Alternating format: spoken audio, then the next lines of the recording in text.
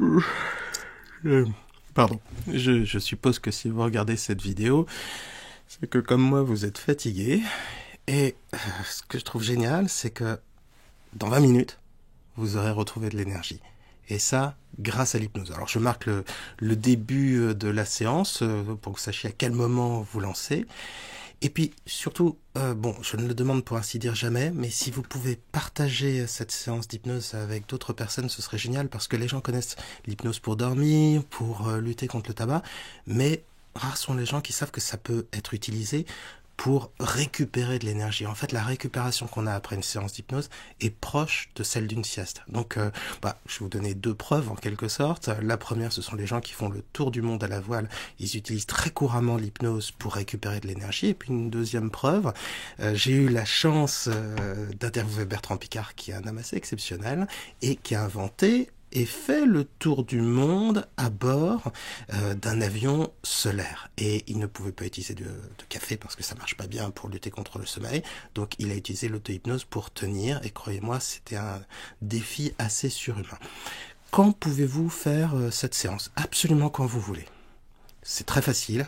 20 minutes, vous récupérez de l'énergie. Vous pouvez le faire le matin si vous vous sentez encore fatigué. Vous pouvez le faire à l'heure de la sieste. Et d'ailleurs, vous pouvez même enchaîner avec une sieste. Ça vous permettra de récupérer pas mal d'énergie. Vous pouvez le faire le soir en rentrant ou même dans les transports en commun dès que vous aurez un peu d'habitude. Et d'ailleurs, quand vous revenez le soir, c'est aussi une bonne idée parce que ça permet de se défaire de toute la fatigue de la journée pour être assez frais et calme. C'est l'histoire de ne pas traiter sa famille ou son couple comme un punching ball. Hein. C'est plutôt une bonne idée. Et puis, on peut l'utiliser également le soir. Ça vous permettra de vous endormir, comme pratiquement toutes les séances d'hypnose. Et vous verrez, le lendemain, vous vous sentirez plus en forme. Donc, voilà, si vous pouvez partager cette vidéo, ce serait vraiment très cool parce que j'aimerais bien que ce thème se développe et que les gens aient dans leur boîte à pharmacie des séances d'hypnose pour retrouver de l'énergie. Ça remplacerait, vous savez, c'est le guronzan, c'est de la vitamine C, de la caféine pour les gens qui sont fatigués, ou d'autres molécules, ou bien le café ou le thé, et c'est plutôt une bonne chose. Et puis, utilisez-la autant que vous voulez. Considérez que c'est vraiment un élément pratique. Vous l'avez dans votre téléphone portable, et puis dès que vous en avez besoin, hop, séance d'hypnose, et vous retrouvez de l'énergie. Je voulais en profiter pour vous annoncer que Bien dormir, ça s'apprend. Donc ça, c'est mon premier livre sur le sommeil. Il y a un programme en 8 semaines pour retrouver le sommeil, et puis 10 heures d'hypnose à télécharger. Il va être disponible chez Nature et Découverte. Je ne sais pas si, comme moi, vous aimez bien Nature et Découverte. J'aime vraiment bien. Et mes enfants aussi. Et il va être disponible là-bas. Donc c'est une sorte de fierté quand même. Hein. Je ne vais pas prétendre le contraire. Et une grande joie parce que, encore une fois, hein, ça, l'hypnose, ce genre d'approche, c'est autant d'anxiolytiques et autant de somnifères en moins. Et puis, mon livre Être zen, ça s'apprend, qui est sorti fin octobre 2021. Eh bien, c'est super, il continue à être lu et acheté. Et ça me fait très plaisir parce que je ne sais pas si vous savez, mais les auteurs ont un cauchemar absolu, c'est le pilon. C'est l'idée que on va imprimer de jolis livres et puis qu'à la fin, on va les écraser. Alors certes, ça pourra être utilisé, recyclé, ça pourra permettre comme ça d'améliorer l'efficacité énergétique d'une maison, d'accord, mais quand on est auteur, on a envie que ces livres soient lus. Eh bien, ce deuxième ouvrage, même principe, hein, 8 semaines de travail sur soi pour vaincre le stress, une quinzaine d'hypnoses sur le stress et un peu aussi sur le sommeil. Il continue à être lu, ce qui veut dire qu'il est en train de s'installer comme une sorte de, c'est un peu prétentieux, mais comme une sorte de référence sur le long terme. Et ça c'est vraiment super parce que pour écrire un livre comme ça, on y consacre, je sais pas, à peu près un an, quoi. Donc quand on est auteur, c'est un peu ses petits bébés, voilà. Bon, on va se lancer. Comme d'habitude, l'hypnose, c'est super simple, il n'y a rien à faire. Il suffit de s'installer confortablement, de fixer un point et de se laisser porter par la voix. Et dans 20 minutes, vous serez calme et vous aurez plus d'énergie. Et, ma foi, vous allez en avoir la preuve dans 20 minutes. Alors, il suffit de se laisser porter par ma voix pour entrer en transe, de se laisser porter comme si je vous lisais une histoire, comme si vous étiez déjà dans l'histoire. Les choses vont se faire toutes seules. Laissez vos paupières se fermer dès qu'elles le souhaitent. Ne soyez pas surpris. Si cela arrive rapidement, c'est normal. De plus en plus rapidement à mesure que vous referez cette séance. Car une pratique régulière de l'hypnose apporte du calme, beaucoup de calme, de repos, de sérénité. Et surtout, dans une pratique régulière, c'est là que l'on sent le plus facilement, le plus harmonieusement, j'allais dire, les changements opérés en soi. 5. Il y a les bruits autour de vous qui vont s'effacer à mesure que ma voix, va prendre davantage de place, davantage de présence dans votre paysage mental en quelque sorte. Et voyez déjà l'hypnose s'installe. On en reconnaît les premiers signes. C'est la respiration qui est plus lente, toujours plus régulière. Mais c'est aussi les sensations, quelles qu'elles soient, ce sur quoi l'esprit se porte, les sensations intérieures,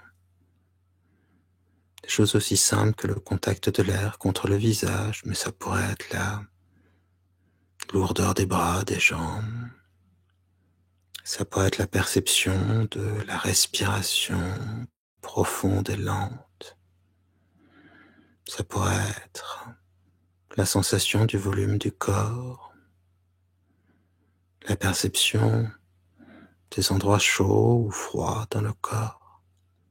Toute sensation peut se retrouver magnifiée, s'intensifier avec l'hypnose, car toute l'énergie que l'on perdait à observer, analyser l'extérieur sont rapatriées vers l'intérieur au fur et à mesure. Et parce que nos états hypnotiques, mais d'une manière générale, nos états intérieurs, nos émotions, nos sentiments, même nos ressentis sont fortement liés à la respiration. Prenez ces 2 inspirations profondes, comme si vous apprêtiez à plonger dans votre monde intérieur. Et de cet élan, de ces respirations, de ces pensées qui s'accrochent et se décrochent,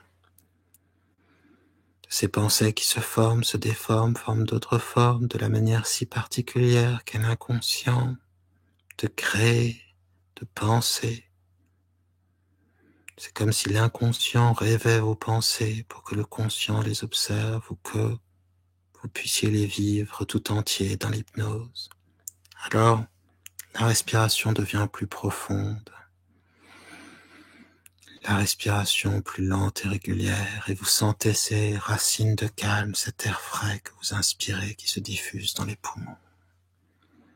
4. Et à partir de là, c'est une progression toute simple, c'est la transe qui s'installe, le corps qui connaît le chemin, l'inconscient. Et il suffit d'observer, ou plutôt de partager, de se connecter avec les sensations qui vont apparaître, se développer, envelopper le corps d'un calme entier, profond. Et c'est comme si le corps laissait l'esprit l'abandonner pour pouvoir ressentir une douce lourdeur, la lourdeur des bras, des jambes, du corps. Et l'esprit, lui, est si léger, voltant sur l'air des mots, dans l'éther des songes, déjà rêvant, rêvassant d'une douce rêverie. Alors est-il encore besoin de filer cette mise en abîme du corps lourd sur le lit, sur le fauteuil, le canapé, celui-ci ancré sur le sol, quand déjà une grande partie de vous est en transe. Le sol ancré sur la ville ancrée sur la terre ancrée dans le système solaire ancré dans la galaxie ancrée dans l'univers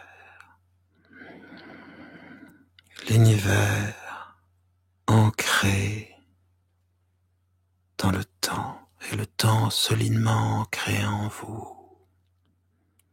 3. Pourquoi rêve-t-on? On ne peut que le deviner, les recherches ne nous apprennent pas grand-chose encore, les neurosciences.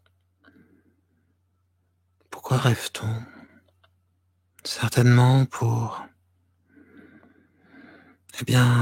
relâcher nos pensées, apporter de la variété, de la légèreté à notre vécu intérieur, comme une sorte de boule à neige que l'on agiterait pour que les flocons se répandent différemment. Peut-être pour faire le grand ménage, pour apprendre des choses que l'on croira avoir oubliées et qui pourtant seront là en nous, comme dans l'hypnose. On peut oublier qu'on a su et pourtant exécuter ces apprentissages tout naturellement.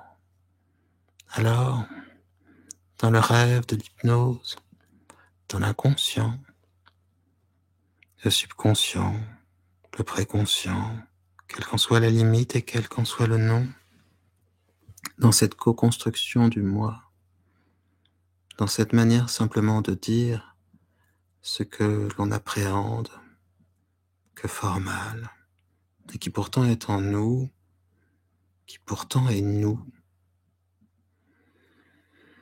d'une manière aussi étonnante que la Trinité.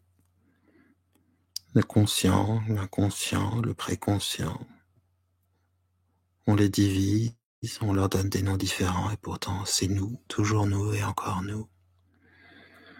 Alors, dans ce que la rêverie, le songe, le carrefour entre le sommeil et la veille, entre le temps et la temporelle, entre ici et maintenant, dans cet endroit où les souvenirs se projettent dans le futur et où se dessinent déjà nos lendemains, ce que nous sommes et ce que nous serons, à cet endroit où se trouve ce que nous sommes essentiellement, peut-être même invariablement, ce noyau essentiel. Vous entrez en transe.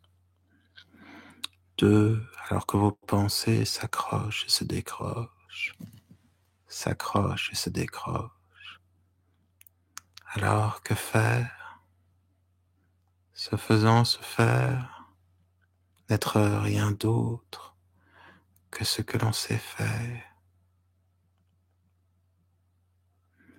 Vous êtes dans une transe agréable.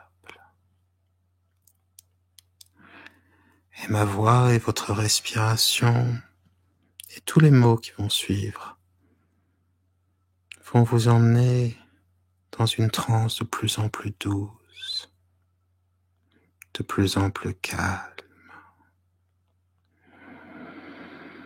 Comme cela. Et les mots que l'on utilise dans la confusion, dans ces moments où les pensées se joignent, se disjoignent, où les sens s'étirent, se tordent, se retrouvent, où l'on ne sait plus que l'on sait, où on ne pense moins que l'on voudrait, mais déjà plus en transe, et c'est très bien.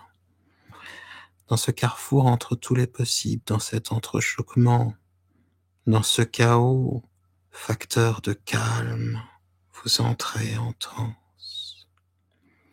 Car la confusion, c'est comme le rêve, c'est une manière d'entrechoquer les pensées pour laisser la nouveauté apparaître et pour rentrer dans un état différent et se ressourcer.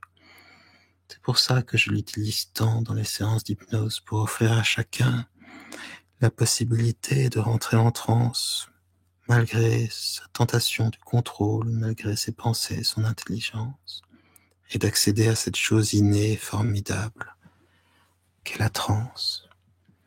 Alors, dans cet entrelac, dans ce maillage, ce tissage, ce macramé presque, dans cette dentelle de pensées, d'émotions, de sensations, dans ce patchwork où les couleurs, même le toucher, représenteraient à chaque fois autant de variétés de pensées et de rêves et de possibilités qu'en recèle l'infini, multitude, diversité, dans sa vertu protéiforme, non pas dans une inconstance, mais plutôt dans une constance de changement et dans une harmonie, puisque tout est vous, tout est en vous.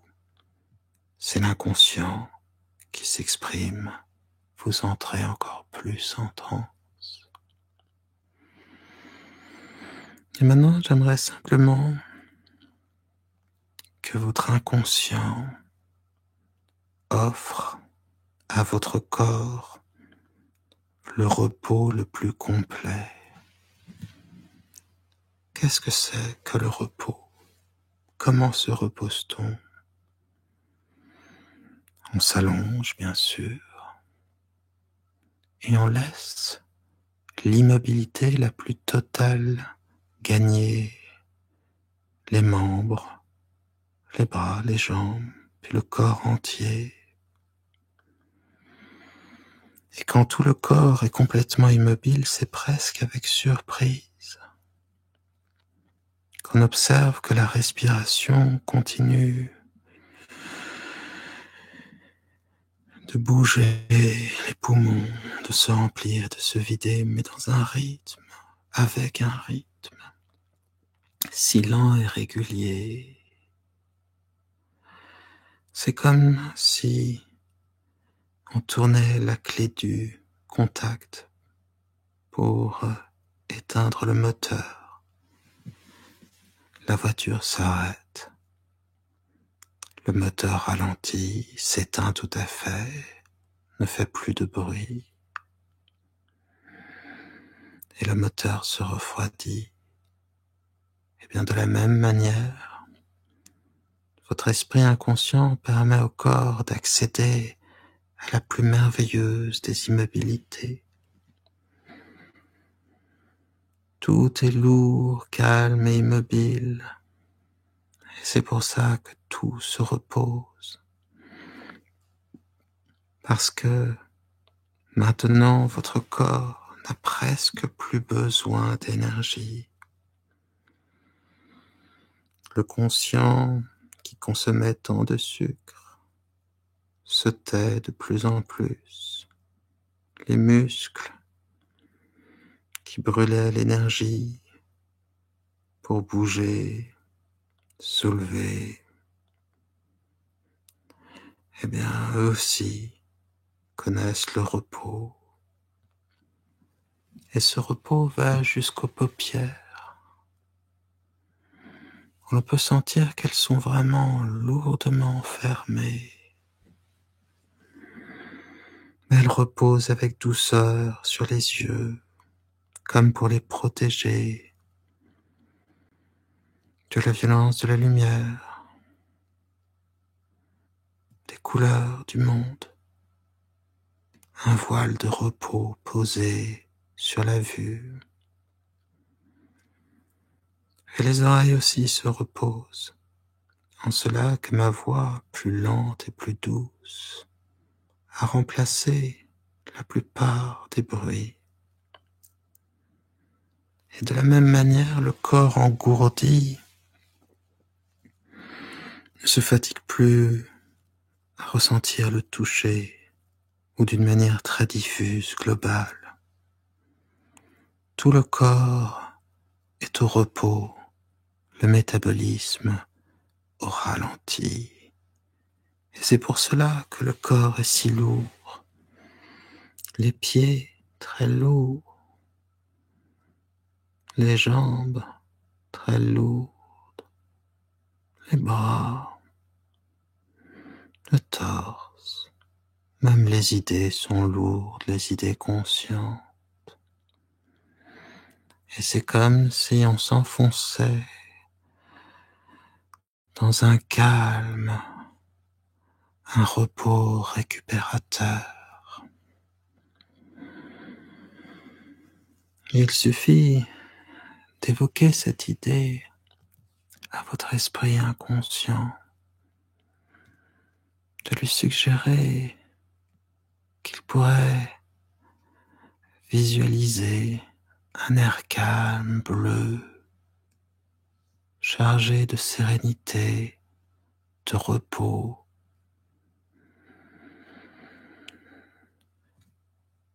Et vous pouvez vivre cet air calme que vous inspirez, sentir comme il se diffuse. On parlait de racines de calme. Eh bien, ces racines bleues peuvent se diffuser partout dans le corps. Et un peu comme lorsque l'on prend une douche et que l'on se sent ragaillardi après, eh bien, vous allez pouvoir sentir un doux repos, une énergie de calme se répandre dans votre corps. Car le repos se nourrit aussi du plaisir. Comme il est reposant d'écouter une belle musique, comme il est reposant de se laisser porter par l'hypnose, comme il est reposant aussi de simplement trouver plaisir et satisfaction à respirer, à sentir l'odeur de l'air, sa fraîcheur qui se diffuse. Une simple petite suggestion à votre inconscient suffit. De laisser d'imaginer qu'un air rouge est chargé de stress, chargé de fatigue, se disperse quand vous expirez. Mais tout cela se fait tout seul. L'inspiration qui apaise, calme, ressource. Et cette expiration rouge qui laisse partir du corps tout en douceur les soucis, les inconforts, la fatigue. C'est dans l'immobilité douce de la transe. Et c'est en respirant simplement que l'on se repose puissamment, que l'on retrouve cette énergie pour autre chose, agir ou se reposer davantage ou dormir. Et de la même manière, vos pensées sont au repos, bercées par le mouvement de la respiration et par ma voix. Elles se reposent. L'attention seulement consacrée à cet engourdissement merveilleux, à ce repos, à cette sieste hypnotique que vous êtes en train de vivre.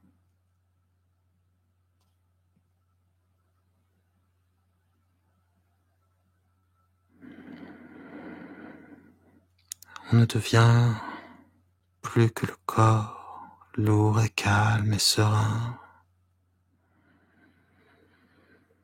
Et on se laisse porter par la sensation de cet air bleu et calme qui se diffuse, de cet air rouge chargé de stress qui se diffuse au loin,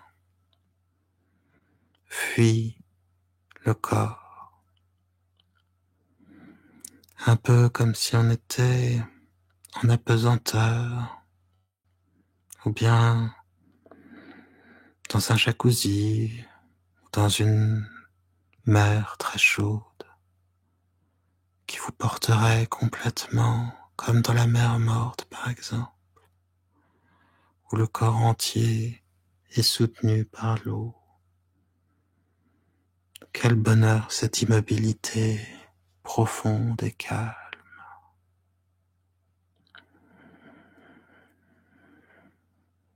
Et vous pouvez rester autant de temps que vous le souhaitez à développer ce repos, à faire cette sieste hypnotique. Si à un moment vous le souhaitez, vous pourrez sortir de transe en comptant de 1 à 5.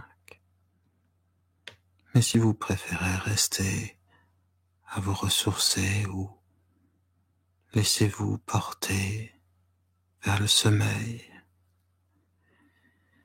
c'est lui qui apportera un repos supplémentaire, une douceur, une sérénité supplémentaire.